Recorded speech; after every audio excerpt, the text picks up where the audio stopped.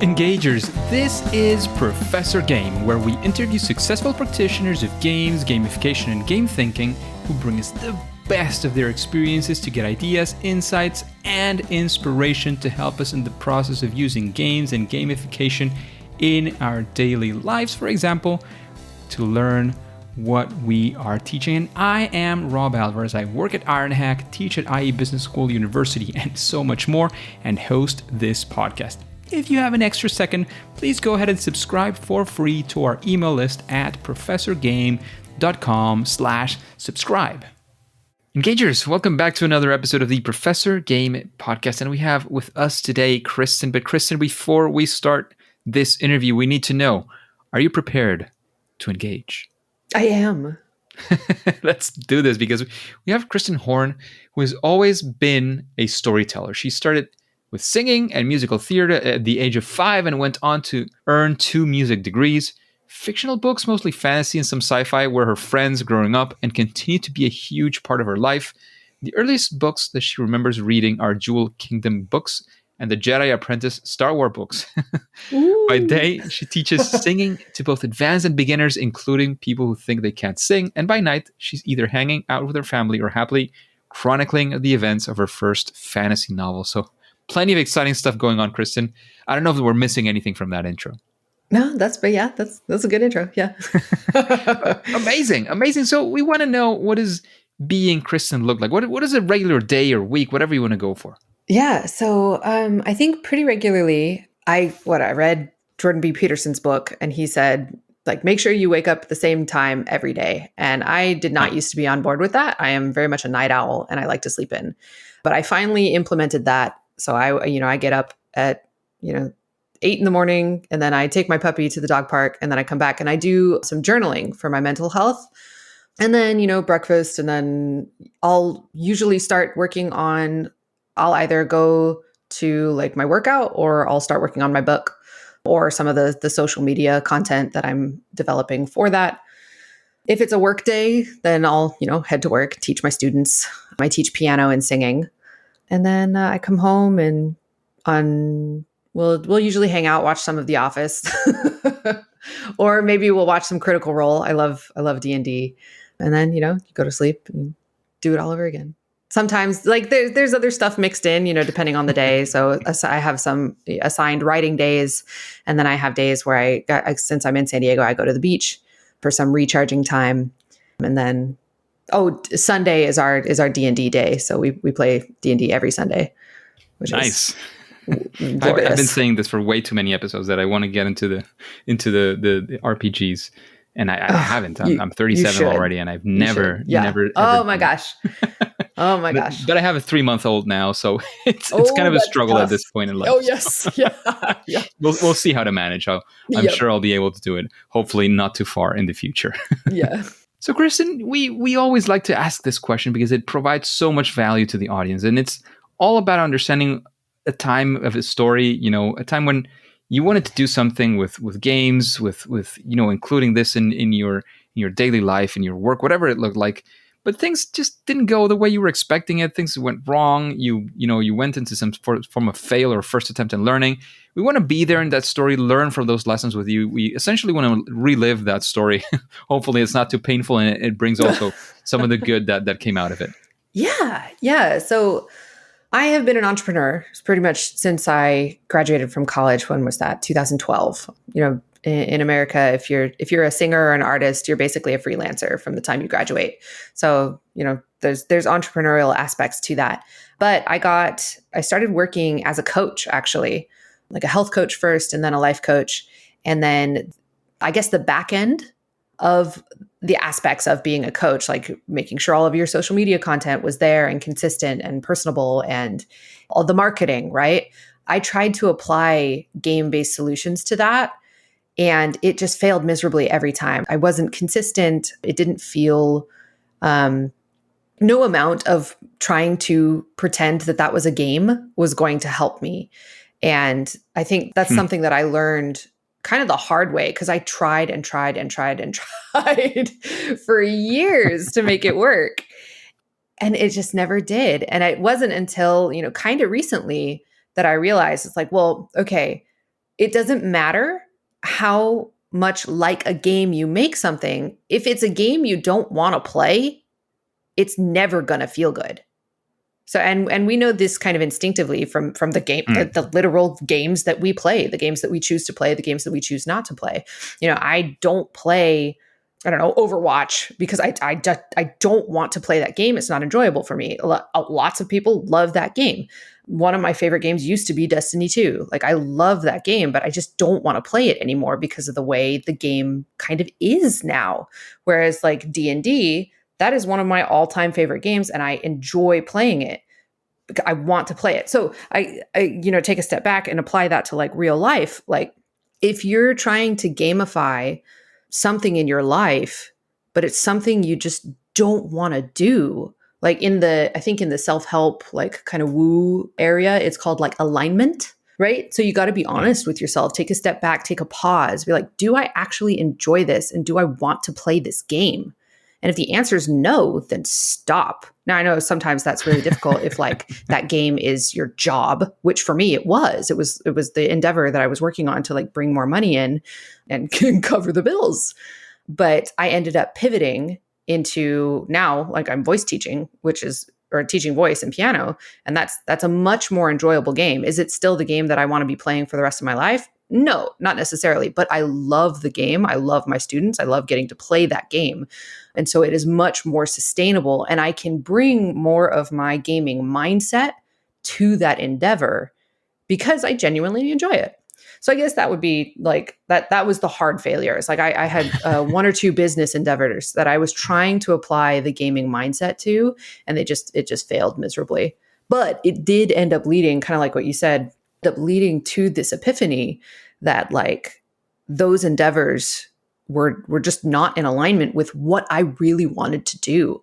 So no amount of trying to slap on this fun label or add experience or add levels or milestones or whatever, that wasn't going to fix the problem, because the problem was that just wasn't me. Huh. I hope that's helpful. Yeah, I think like one of the things for listening to what you're saying for me is there are, and this is something I've said as well in my workshops. One of the things I say is, sometimes, and I hope it's not contradicting to what you said. You'll correct me if it doesn't make sense. But one of the things I tend to say is, sometimes when you do gamification, because there's something you just have to do, right? In your case, you didn't necessarily have to do it. You did have a choice of not doing it. But let's say, for example, sometimes, and this is a typical example of, some trainings at some, especially large corporations, that you have to do like, I don't know, these trainings that are super boring, but they have to do with compliance. So you just have to do them, right? Yep. So sometimes it's not about people getting out of the training and saying, I want more of this training, right? I'm super excited. I want more of this training. They'll probably never say that anyway, right? Right. But if they... that you can rid them of the feeling of stick a pencil in my eye.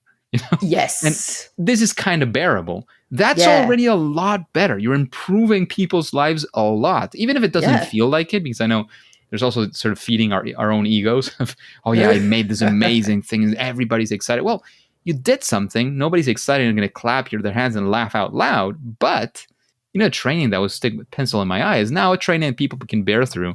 And, they'll actually listen to, which is probably the actual reason why they should be going through that training anyway. Right. No, that's 100% like a totally valid application, I think. Like any amount of improvement. And I know for me, I coach on this all the time. Like I have a very like all or nothing kind of personality, which I think maybe a lot of gamers can identify with. But incremental progress, it matters. Like one of my new mantras is like, every little bit counts. Right. And one of my favorite gamification techniques, I don't know if we're jumping ahead a little bit, is like actually like assigning little bits of experience to like a bar. Because for me, watching the experience bar go up for whatever reason, that works for my brain. And it really helps me mitigate this all or nothing. Like if I can't do my full hour of workout, if I can only do 10 minutes, that's still better than not doing anything. Yeah. And it's like you said with the training, like if it's the difference between hating life and wishing, you could stick the pencil in your eye, or being like, okay, that was fine. like it's Yeah. still not my favorite thing in the world, but that was fine, then that matters. That matters. I think there's a temptation to be like, well, if it can't go from doom and gloom to sunshine and rainbows, it's like, well, maybe there's something in between, and Yeah. that matters, even if you can't get all the way to sunshine and rainbows, for sure. So long story short, like I went through all this winding roads to say, well, sometimes some things, they're not, as you were saying in your story, they're not going to get amazing, and maybe it's a time to pivot if it's your own life, especially, right? There's Yeah. something you need to change. It's time to Yeah. pivot. But if you're trying to help other people, get into something better, well, again, sometimes the small improvements might be something to start with, right? If somebody is sick of what they're doing and you help them a little bit, that's already a little bit better. Oh yeah, for sure. And it also depends on the context, right? So like Yeah. like I said, I've been an entrepreneur basically my whole life, or a freelancer. So just going from like little things, I've never had a standard 9 to 5. And so the pivot, that's very, I think that jumping to that idea is very reflective of my life as an entrepreneur. Like the applications of a gamification for like 9 to 5, or people in the tech industry, or even people in like startups in like Silicon Valley, that they're going to be a little different for sure. Yeah. Like you said, making the trainings like a little bit more enjoyable. Absolutely. So let's actually take a complete shift and go for a time when using gamification games, your gameful strategies, ideas, or spirit even to something actually brought you good and positive results. Sometime where you say, well, this is something that could be like a proud story, or something that you say, well, this is a fantastic thing I did with this, and I'm proud of this. And of course, we always want to take some lessons. Maybe we want to see it, what could be some of the factors of that success in your opinion? Yeah. So probably the most successful application, like the standard way of thinking of gamification for me, has been my daily habits. So I think it was maybe a year or two ago now, we downloaded this app called Habitica, which you may or may not have heard of. This is my favorite gamification app. Like, I think it's the best one, because that finally helped me get my daily habits like just really solidified.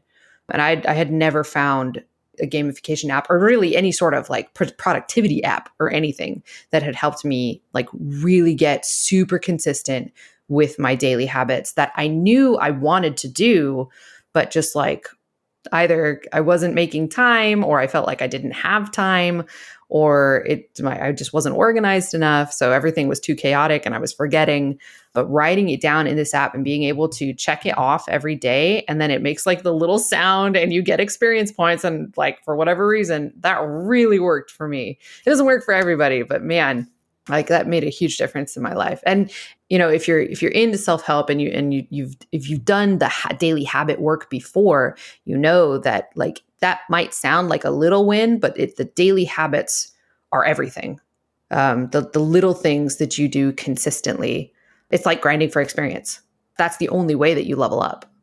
Like if you are going after these super hard boss fights without doing the grind for experience and leveling up your skills, or working on, like, that boss fight's going to be really, really difficult. Like maybe you'll still get past it, but it's going to be super hard. Whereas if you're super consistent with your daily habits, then that boss fight, it might still be hard, but you're going to do a lot better. You're going to handle it better.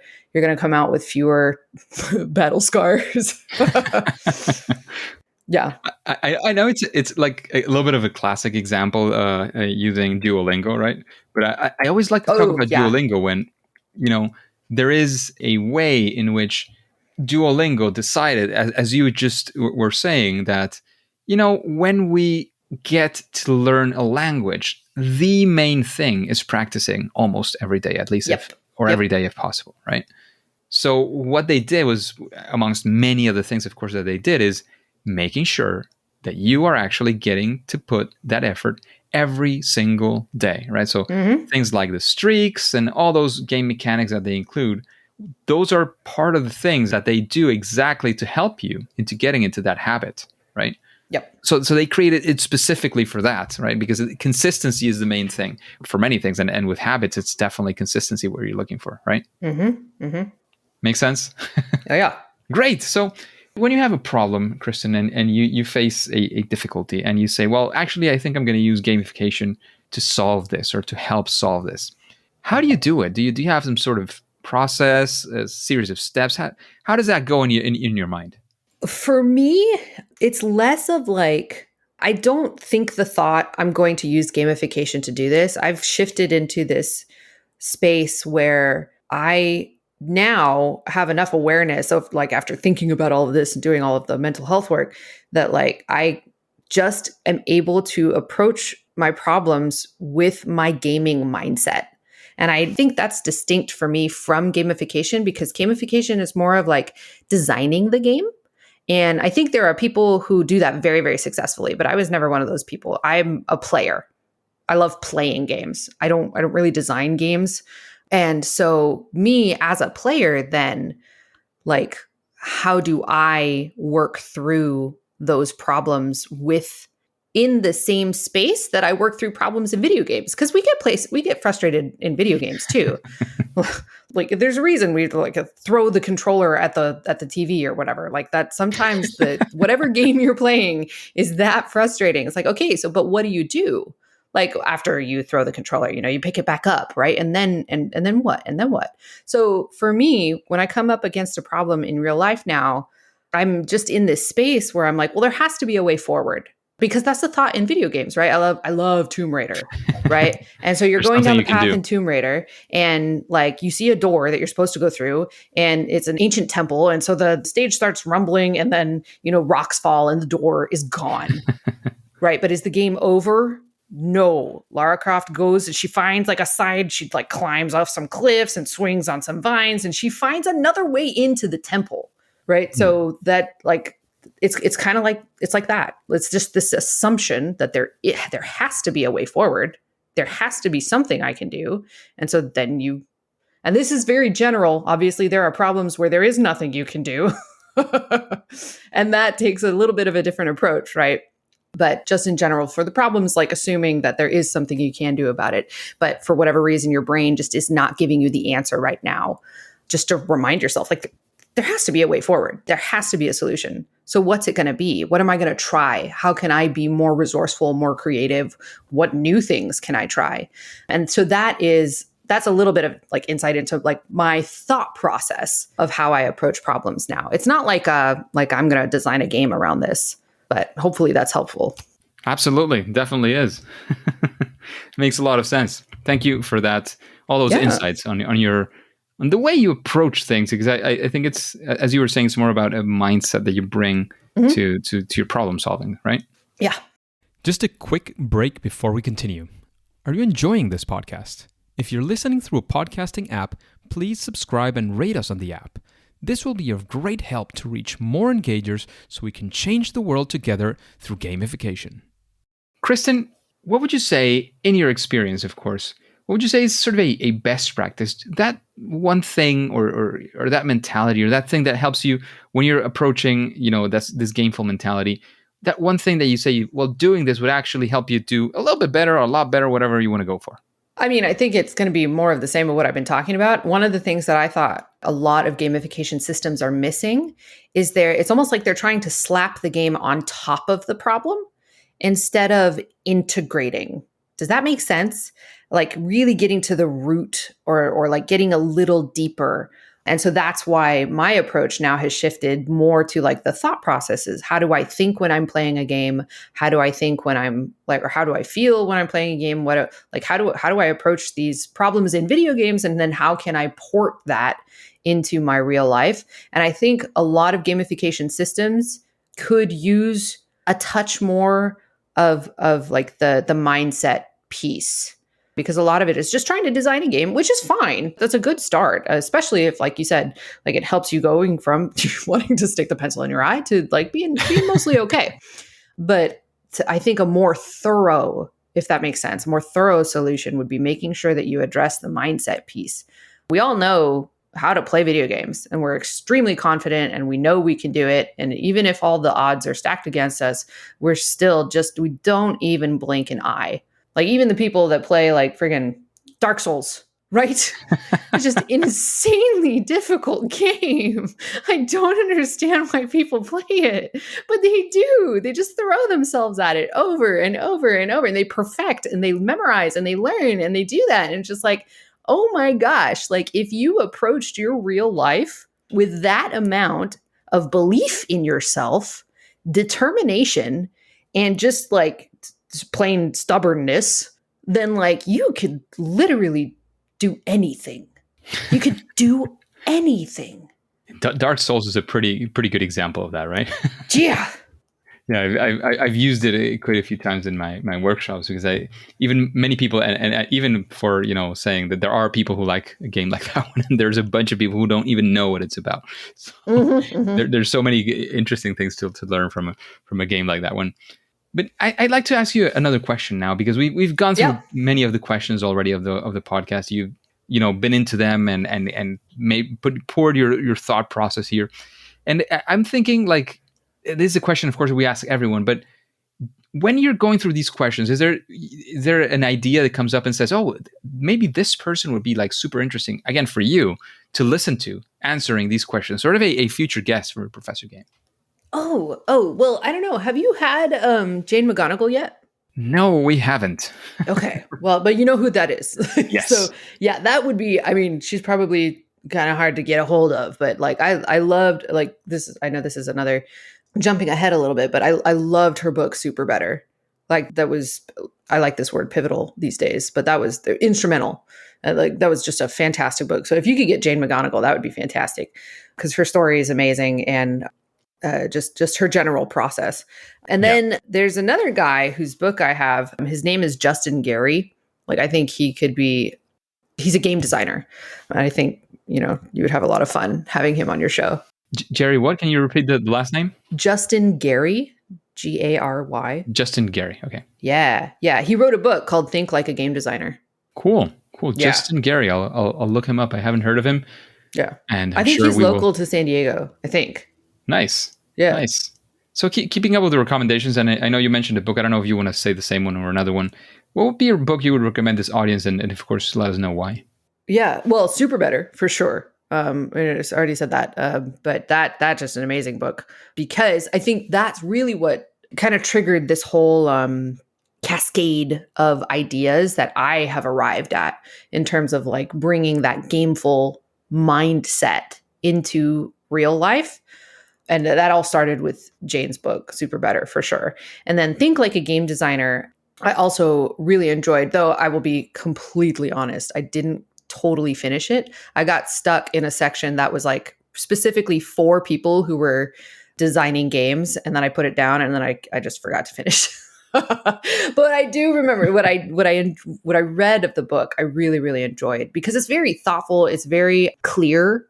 It's not a lot of like practical. Sorry, that's the word I'm looking for. It's very practical, just like things that you can implement now as you're reading the book, and just step by step, which I think is super helpful. Both of those books actually have that. Amazing. Yeah. Thank you very much for those recommendations, both authors as authors, and as definitely as guests in the future, hopefully. Yeah. Amazing. And we've talked about, things that you recommend from other people. In your case, what would you say is your superpower in this space? That thing that you do at least better than most other people?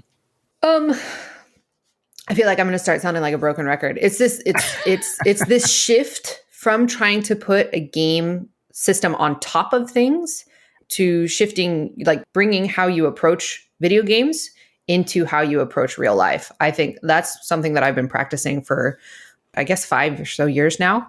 And so I feel like that definitely has turned into one of my superpowers. And it's like I get so excited about it. And I tell people, and they look at me like, we don't really want to hear about this. And their eyes kind of glaze over, but they're smiling and nodding and just kind of like humoring you. But like when you think about the applications, there's a meme, there's a joke out on the internet about like how to put Dungeons and Dragons on your professional resume, right? And that's not a joke, or like that, it shouldn't be, right? I legitimately think people should be able to put Dungeons and Dragons on their professional resumes, because there's so much that goes into that game that are like, those are success. Hold on. What's the word I'm looking for, or the term? Success predictors, maybe? No. Yes. Yeah. Like success predictors, right? All of these things that people, and I started to notice this when I was getting really into like entrepreneurship and self-help and reading all of the, all of the books. And I started to notice all of the books. Well, like the entrepreneurship books, right? The grind, the hustle, what is that term? I think it's just entrepreneurship. But, I started to notice they were like, oh, this is what all successful people have. They all do this. They all do this. They all do this. They all do this. And I started to notice, we're like, wait a minute, we do that. Gamers do that just for fun. But we're doing it in video games. So if we can somehow bring that, our being, who we are in video games, which I would posit is more truly of who we are, because we're not afraid. Right? When we're playing in video games, when we're playing in D&D, we're not afraid of most of the time. We feel more free to be who we really are, which can be a good or a bad thing, because some people use it as an excuse to be more of a jerk, but some people use it as more of an excuse to be a very kind, generous, amazing person. Right. Or very determined or very confident or very, they'll go like the people who will reach out and like Sherpa people in like World of Warcraft or Destiny 2 or really in anything. Like they don't have to do that. So that's more of who they are than who they present themselves in real life. So my whole like spiel or shtick became bringing who we are in games into real life. I don't remember if that answers the question, but Absolutely. What's your superpower in this space? So, yeah. So, well, obviously, as I'm developing this philosophy or this idea, I'm practicing it myself because, I really I'm definitely a believer in, practice what you preach. So I would definitely say that's one of my superpowers. Does it work like 100% of the time? No, sometimes I still, fear will be the biggest one. Fear is the biggest emotion, I think, that turns the real you off. That's a weird way of saying it, but which is funny because I know there are definitely philosophers out there who are like, oh, fear shows you who you really are. I don't know if that's true. Like maybe it's true in some senses, but like I definitely know that there's like in at least in America, there's this lack of confidence that is, I guess, quote unquote, typical for gamers in real life. Well, geeks too, like just nerds, right? We're typically not known for having like overflowing with confidence, right? We're the ones that got bullied and shoved into lockers. Except when we're in games. So anyway, we'll just go in circles and keep talking about this. But yeah. Amazing. Thank you very much. It's always exciting to see how people are excited about something. And when it's a superpower, that thing that you do great. If you're excited about it, it means you're also using it and it's useful in your own life. So that is absolutely amazing. And this is going to come as a difficult one, perhaps like for many of our other guests as well. But we would like to know, what is your favorite game? Well, I mean, right now my favorite game is Dungeons and Dragons. Period. End of story, right? Right now, yeah, it sure is. It's the only game that I still get to play consistently. The rest of them have kind of taken a side.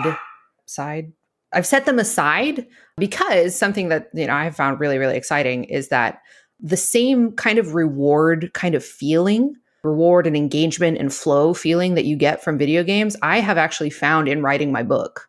And so I have gotten to the point where I'll ask myself, would I rather play video games or would I rather write my book? And the answer 9 times out of 10 is I would rather write my book. And that is just such an exciting place to be because I never, ever, ever, ever, ever thought that there would be anything that I would rather do than play video games. And somehow I found that. Hold on. I was going to bring that around to the question. I get so excited about these ideas. Oh, my favorite game. So yeah, hands down, my favorite game right now is Dungeons and Dragons. If I had to pick like a video game, I've been really, really enjoying Tiny Tina's Wonderlands. My husband and I are really big into Borderlands. We love those games. Borderlands 3, not so much. Didn't do great. But Tiny Tina's Wonderlands. Which one is your favorite game? Come on, we need to put you to the fire. Fine. Then I'll pick Dungeons and Dragons. Yeah. Amazing. Easy. Thank you for that. That one has come up a few times before. And again, as I said at the start, this is something that I need to fit into my schedule at some point for sure. Yeah. So Christen, thank you so much for investing this time in sharing your experience, sharing your knowledge with the engagers, with this amazing community of people who are interested in what games can do in other areas of life. Before we take off, please let us know where we can find out more about you. Let us know if you have any final message or any call to action, anything in between, before we say it's game over. Yeah.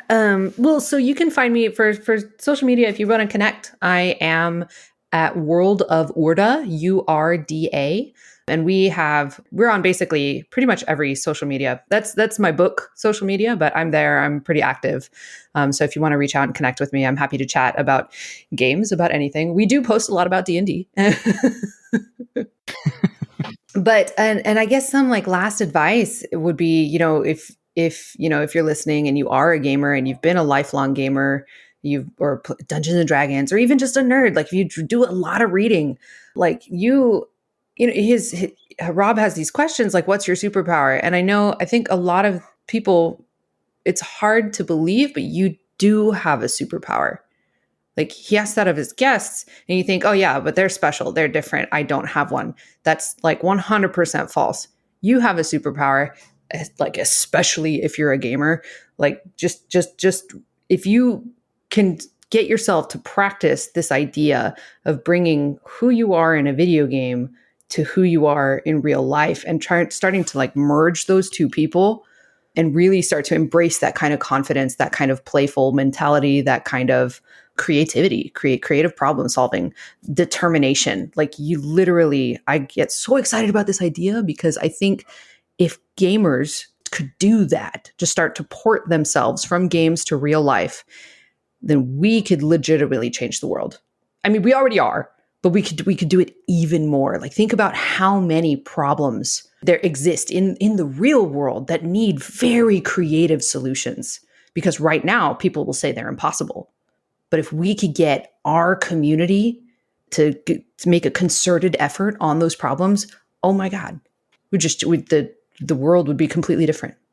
So, and I'm talking to like you as an individual, not somebody else, not anybody that may be like a streamer. No, like you as just an ordinary, normal video game player or just game player, board games, whatever kind of games you like to play. You have a superpower.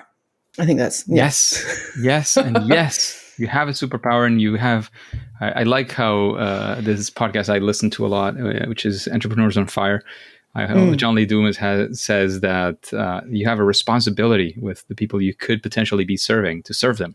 So use that superpower and make the world a better place by doing your entrepreneurial venture, social initiative, being the best at your work that you can be, whatever that looks like. You have a responsibility with that people. So go ahead and take that opportunity, take that chance, and make the best out of it. So thank you again for all that wisdom, all that, all that energy that you've brought to the podcast, all that knowledge and experience that you've brought as well. However, Christen, engagers, as you know by now, at least for now and for today, it is time to say that it's game over. Engagers, thank you for listening to the Professor Game podcast, and I hope you enjoyed this interview with Christen. Do you have questions that you would like to ask other future guests? Please go to professorgame.com/question and ask that question yourself. If it is selected, it'll come up in a future episode and you will get your answer live by one of those guests who's not going to be expecting it, so you'll get a very honest answer. And remember, before you go on to your next mission, before you click that continue button, remember to subscribe or follow, whatever the terminology is on your favorite podcast app. Do that absolutely for free and listen to the next episode of Professor Game. See you there.